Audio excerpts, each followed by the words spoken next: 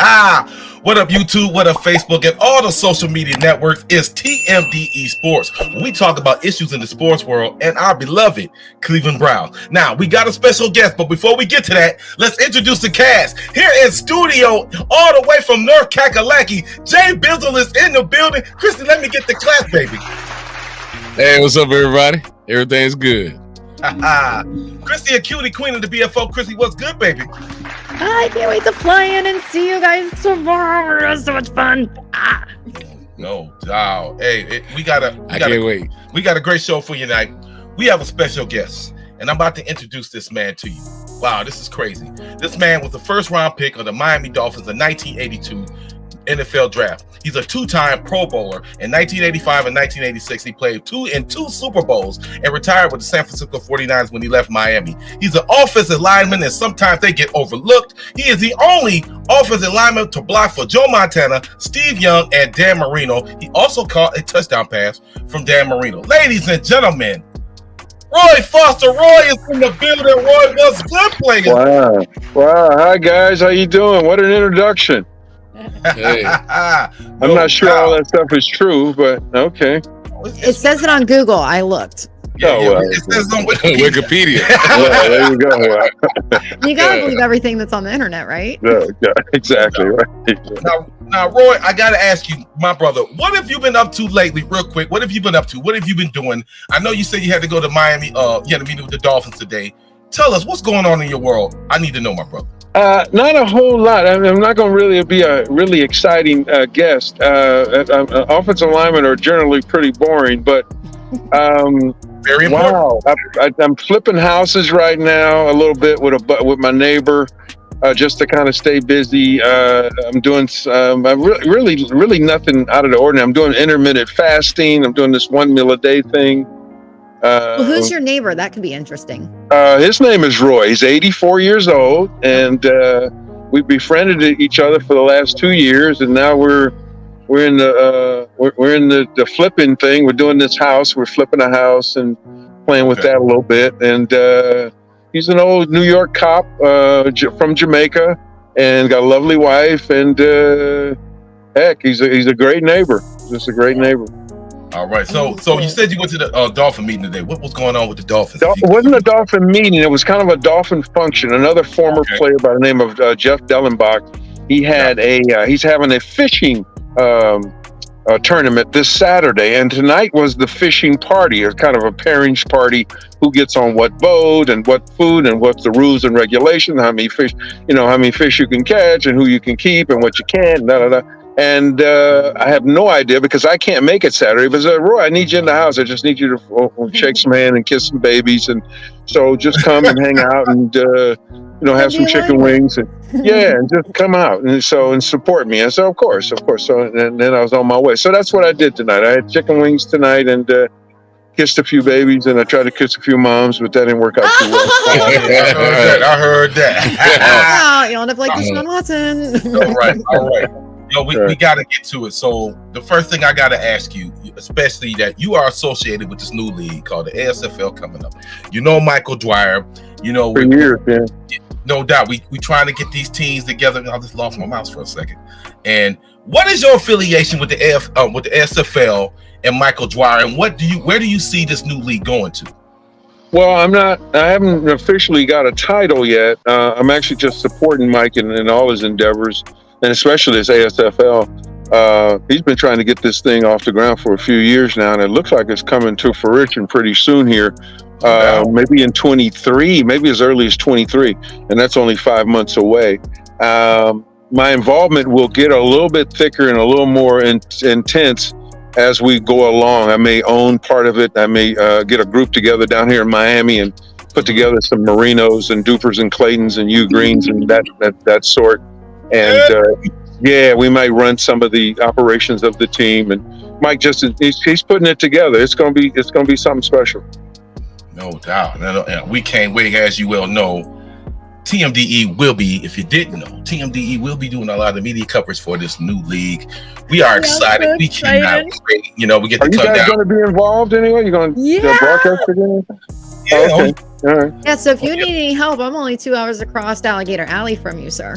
Oh, you over there? Where are you at exactly? I'm in Cape Coral, Florida. I am exactly in the middle of Tampa and Miami.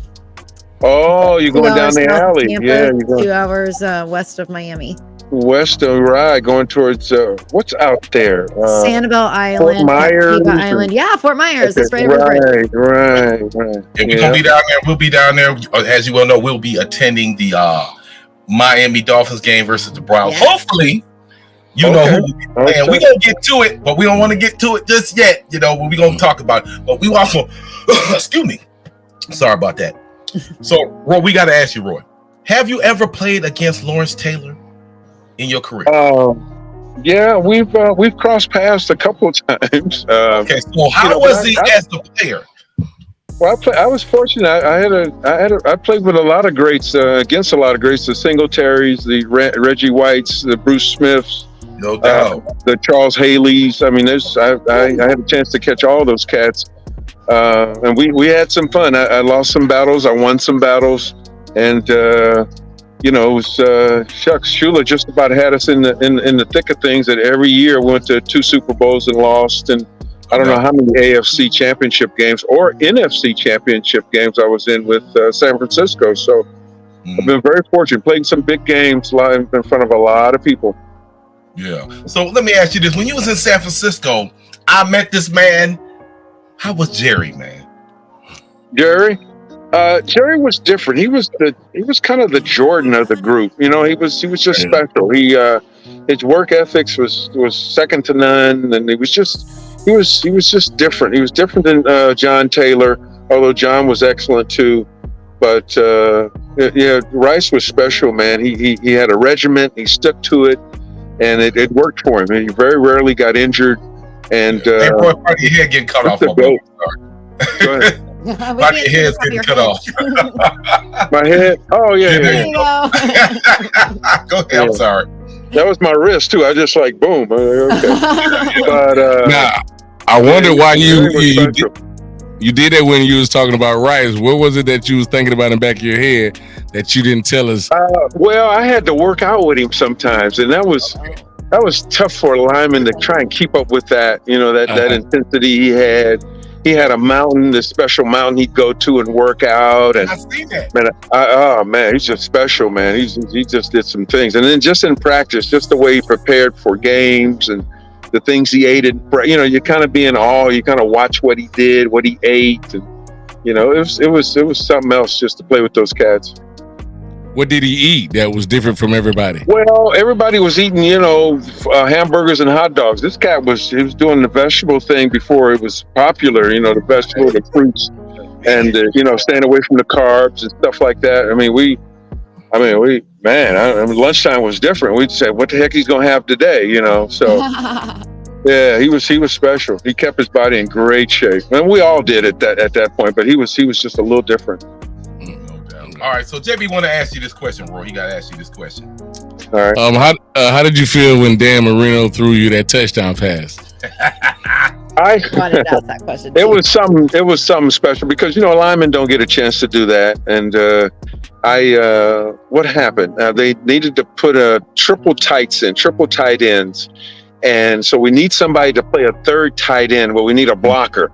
You know, we had worked on that in practice. I think he threw me the ball once, so I wasn't expecting it. And so they said, Roy, I need you to line up a tight end, and this other guy will come in and play your position. And how that goes is you got to go in and report. As you report, you got to tell the official, hey, look, I'm number 61, and I'm eligible. I can catch a pass or whatever. And so, okay, and he announces it to the crowd. You know, number 61's coming in the game. He's a tight end. He's eligible. And so I can remember Daryl Talley. I don't know if you guys remember him. Oh, yeah. Great. Fix your light before you continue. Yeah, your light. He was laughing so hard it wasn't even funny. We'd come up to the line, and he said, you know, he's not going to throw you the ball. I said, yeah, well, I know, whatever. You know, so, you know, and so the ball was snapped. Can you get your light a little bit, man? We had you, and then he got dark. Oh, the light went out. Let me see. And I hated to interrupt you in that story too. I wanted to hear. I know how you get when you get into a good story. Good. Okay. All right. I think there you go. I mean, I'm literally in a gas station at a 7-Eleven.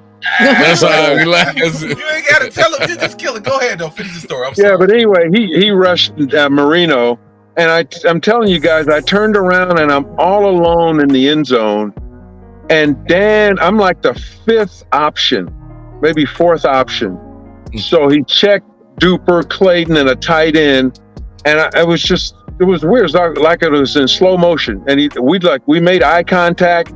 And it was almost as if he was like thinking, we don't need a touchdown this bad, I know. So but he threw this thing anyway. And Dan had a touch, man. This son of a gun, that Italian, that guy could just throw. He threw it so soft, it was like he handed it to me. And I've got gloves on and glue and tape and all this stuff. So, I had to fight all those elements, and it's snowing. I think it's on YouTube somewhere. Matter of fact, I know it's on YouTube. I play it all the time. But yeah, it was a great time. We lost that game. Winner goes to the Super Bowl. That was the AFC Championship game. Oh, so that was big. Wow, that was a big game. In Buffalo, yeah. So what was the? I'm sorry. Go ahead, Chrissy. I was going. You got a question? I was just gonna say he was in a tough element. First of all, you're Miami Dolphins playing in Buffalo, so you got the weather going against you. Then you got Bill's Mafia. I mean, I can only imagine how it felt. Well, not only that, we really thought we were rock stars because there was no Heat and no Marlins. So we're the only show in town, really. And, the Miami Hurricanes were doing well, but, they just thought they thought we were gods, man. We were, go to the grocery store, go anywhere in town, if you were a Dolphin, man, you get stopped by the cops, you're like, oh, okay, slow down, wouldn't get a ticket or whatever. We were rock stars. It was a fun time. All right, so Chrissy wants to ask you this question, Roy. She wants to ask you this. Chrissy, go ahead. Which Super Bowls did you play in? That's 17 and 19, and I think they're in the 50s now or 40s or something. Oh, I was hoping you were in Super Bowl 29 because the 49ers actually played in Miami, and I got to see that one in person. So I was hoping that I had actually seen you play in person. In 29? Yeah. Was that against Cincinnati? No, that was the Niners and the Chargers. Oh, right. Yeah, no, I'm retired at that point. 29? Yeah, I think I'm retired at that point. Yeah. It was in the early 90s. Early? Well... Yeah, so I was wondering if maybe you were there, maybe you No, that might have been the year I retired. Was it 95 or 94 or something like that? I think so, yeah. Yeah, that was the year I retired. Matter of fact... the year before that, we lose against Dallas in the NFC Championship game. So then I retire, and then they play in that game you're talking about. So I was, that was tough, just handling that, because I was actually supposed to be on that team. No. Yeah. Okay, I got a question, one more, Roy, if you don't mind, because I play quarterback too, and I understand how important it is for linemen to be treated well and really appreciate it because you're the ones that's blocking for the quarterback. Right. Who bought y'all the greatest gift what was the greatest gift that you got from any of the quarterbacks that you ever played for? Let me see. The top guys were obviously Steve Young in Montana. And then, you guys don't know this, I don't think. Dan had an Isotoner Yeah, I remember that glove ad or something. Yes, he was the spokesman.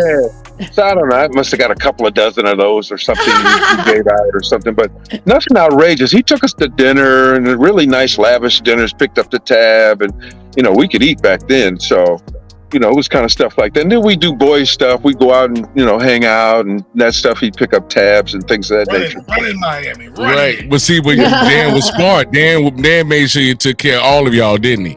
Yeah, he was pretty grateful. But the other thing Dan had was that quick release. So he helped us too. I mean, he got rid of that thing. He knew exactly where he was going to throw that thing, and he'd snap it off. So we didn't have to hold our blocks too long. There were sometimes we had to, but for the most part, he had that quick release, so which helped us too.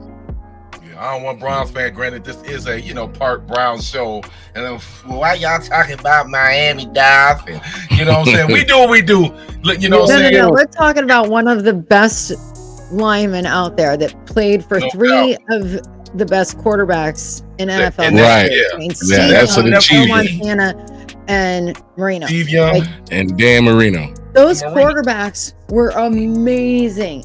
Tom Brady right now, and maybe oh no, Green Bay might be able to hold a candle to them. Oh, we no. kind of lost Roy before we get to the. Oh, he might have dropped his phone. Oh man, he'll be back. Well, we gotta get you back, Roy. Can you hear us? Oh, we might have lost it. Looked like something I'm probably gonna have to cut. But y'all heard what he said about? Hey, we back. We have some technical difficulties. We kind of lost Roy. Hopefully, Roy will be able to pop back in. If it is what it is. But we got to keep going. We on the last segment. Wow. This is crazy. As you well know, damn. Here we go. Deshawn Watson got a suspension. The NFL is pissed the fuck off, and they don't like it. And they seem like they want to go to either 17 games a year. They really tripping. So I gotta ask the cast, man. This shit is crazy. You got it on the mic. You got it. Got you, bro. Lean back, relax. Oh. I'm just like, lean back, relax. So I gotta ask the cast anyway. How do we feel about this shit? I call BS on this shit. Christy, I'll let you go first, boo boo. Go ahead. How do you feel about this? You're gonna let me go first? Okay, so let me explain this in terms that everybody can understand, okay? If I were to put an ad on Instagram that I was a masseuse and I was charging $1,000 to $5,000 per session, do you honestly think I expect to get paid $1,000 or $5,000 for just a massage? No. I am sorry. Nobody is thinking that way. I don't care how woke you are or how inclusive you are or whatever the crap the BS is lately. Like, no, it's not politically correct. Okay. These girls, they said $1,000 to $5,000 for their services. You both know sitting there damn well, you ain't going to pay $1,000 for a massage. And what type of massage was this? Exactly. What type of massage is that? Because no, it ain't happening. I don't care how professional you are. This whole you ain't that good goddamn at massages.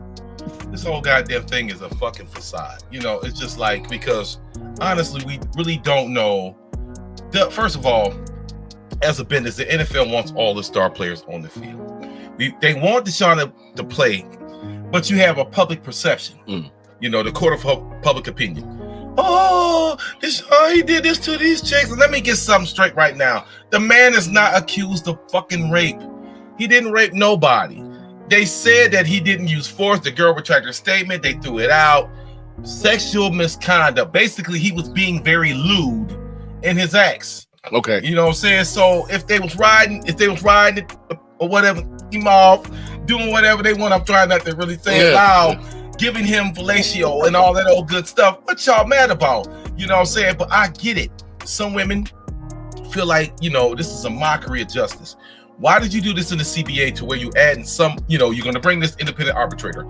She comes in, oh, you don't like it. Y'all voted for the shit. You know what I'm saying? So now y'all mad. You mad. He didn't get enough games. Man, goddamn. Now, this is a crazy shit. Roger can take this. Yeah, he can take this into his hands again, or he can pass it off to another fucking independent arbitrator. What's the fucking point? Because, I tried. That way the NFL owners ain't looking at him like, man, you supposed to have our back. Right. You know what I'm saying? But then he like, well, fuck it. I'm going to pass it off. That way you ain't looking at me crazy. You know what I'm saying? And now this person, hey, you know what you're supposed to do. You know what I'm saying? This shit is bullshit. Guys, there's a huge conspiracy theory. Did you hear the conspiracy theory about it? Yeah, go ahead. What's the conspiracy? Go ahead. So, evidently, the Texans were upset that Deshaun Watson asked to be released. So they set this whole thing up in order to screw him over. Have you heard that? I heard that. Yes, we have. And you know what? They gave him the NDAs. They gave him the NDAs. Exactly. So that's what they did. You know what I'm saying? They settled. They offered security. Right. They said, shit, I'll suck another dick if I get another 100,000. So what is that telling you? Why people can't see it? Yeah, this shit is about money, man. I'm like, I'm not, like I said before, we're not saying that Deshaun may have an abnormal sexual problem, But any red bone man, if I was single and I can smash 20 chicks a week, I'm knocking the drawers off their ass. And I'm just being 100. JB, you know what I'm saying? I'm just like my wife, like, you can do that. But hey. Yeah, but if I was single, there's levels to this. It is, you know what I'm saying? Because, you know, especially when you get older, you still feel like you want to I still got it, nigga. I still got it. You know what I'm saying? I'm okay, shorty, I got you. You know, we wilding now. I'm just being 100. But like I said, this whole thing is trash. Yeah, and you know what I'm saying? Go ahead, bro. I'm just saying that I'm just gonna be honest with it. I'm tired of hearing about it. I just know we're all ready for some football, and I'm just ready to get the season started. I just hate that he's going through this like this, because I know that he ain't did anything wrong, and he's being set up because he didn't want to play for an organization that wasn't trying to build in his interest to help him win a Super Bowl. It's plain and simple. My QB. No doubt. So, you know, where do we go from here? I honestly, I was wrong for one of these rare opportunities. I was wrong. I did not think, unless this is part of the game, I didn't think the NFL was going to appeal. I thought they might just say, you know what, let it ride. Yeah. But obviously, no. But I think this is like a court of public opinion. Doesn't he get to play while they appeal this? And now we about to get to that. So let's say, for instance, it goes to that, and Deshawn Watson, he can sue. He will take this to federal court, and he will sue the NFL. During this process, he can put a restraining order on the NFL, which will allow him to play the whole goddamn season, just like Tom Brady did in 2016. And that's crazy shit, you know what I'm saying? So I'm like, yo, you know, maybe they can, I don't know. I still feel like everything's about negotiation. And I'm like, look, man, hey, man, I can sue you with shit. I'm defamation. I'm gonna get you for another 150 million or whatever he want to sell for. You know what I'm saying? I'm gonna get this money. So not only if he sell, and I think he'll win, because these court judges, they know Sue Robinson. Look, I looked at this, I said this, I felt this way. They didn't like it. Taking the federal court. Hey, let's get this money. I think he got a good chance of winning the federal court. Me personally, you know what I'm saying? Yeah. So I mean, like, y'all trying to keep pushing this shit. Let the shit ride. You know what I'm saying? It is what it is. And then now they got to start digging into Kraft, Snyder, and Jones shit. Which they don't want that. So why are y'all trying to take it to that level? Goodell, you supposed to protect us. Right. You know what I'm saying? Like, big problem. Right about that. Good point. Good know point. What I'm saying? So I don't understand this whole goddamn Here's Pandora's box. Do you want to open it? Yeah, open that bitch. We don't give a shit. You know what I'm saying? You just gonna take football away from everybody? Yeah, and he's. Hey, you know what? If my QB can play this season, then no doubt. No, I'm saying, because what you were talking about earlier. Yeah, they got a chance to threaten to go on strike. No doubt. I would love to see that shit and say, not only are we suing your ass, we going on strike. We ain't even showing up for camp. You know what I'm saying? Oh, let that shit ride. I want to see. I don't want that to happen. I want to watch football. Yeah, this is what the NFLPA. I don't want to try to hug and let y'all, you know, man up. Either you gonna punish the orders, or you want me to pay 10. Come on, man. God damn. This shit is blowing my mind. He's already paid off all of them except for one. I mean, like, how much more is the man gonna have to pay?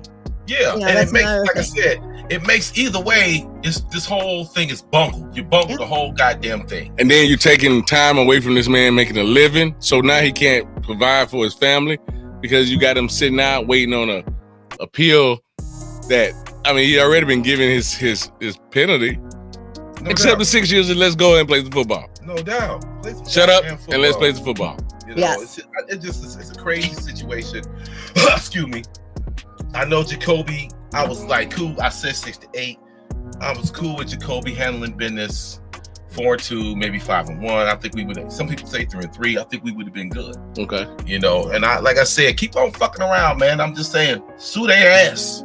Sue their ass. Kaepernick won his shit. Yeah.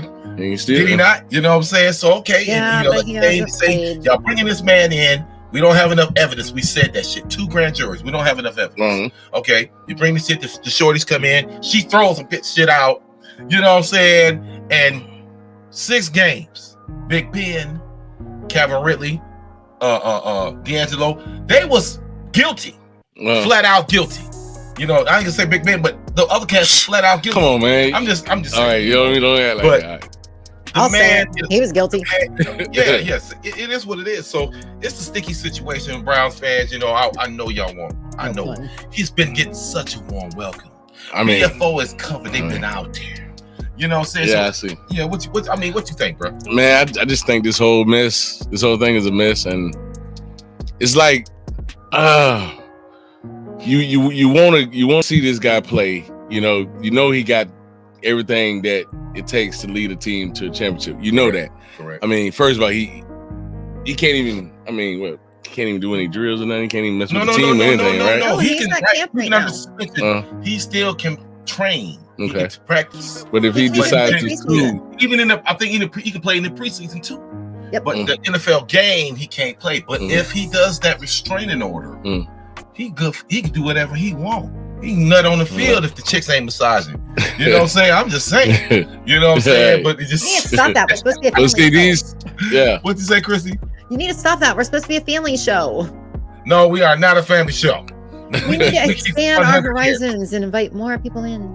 Oh yeah, this is true. I mean, we got to keep it 100. So, all right, y'all. We up against it. We lost Roy. It is what it is. I want to thank Roy Foster for coming on the show. I guess he has some technical difficulties. Yes, we still heard some great stories from him.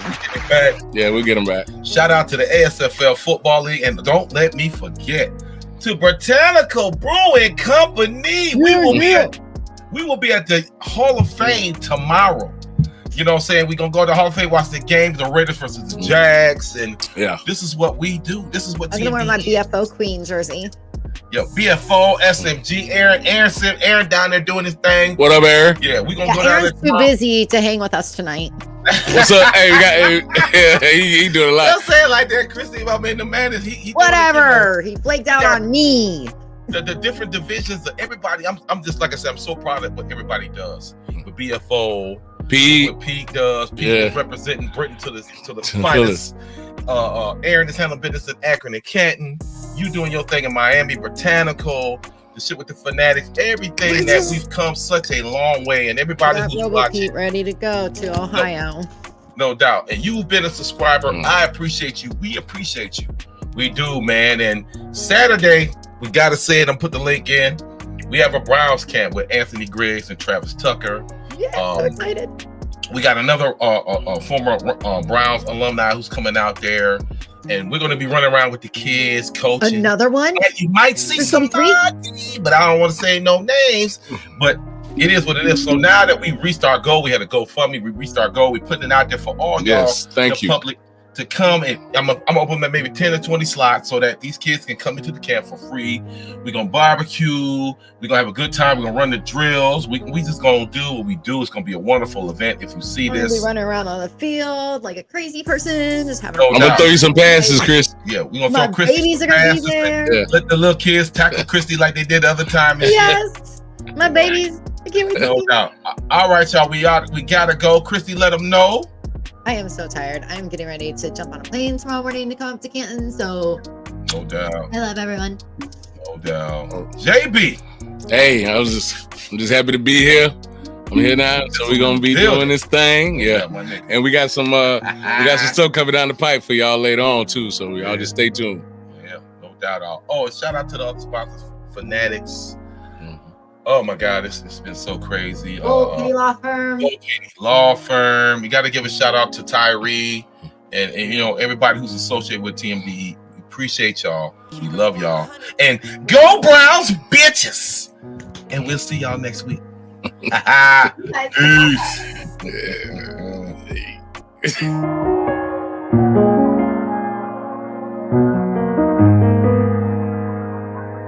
Keep it 100.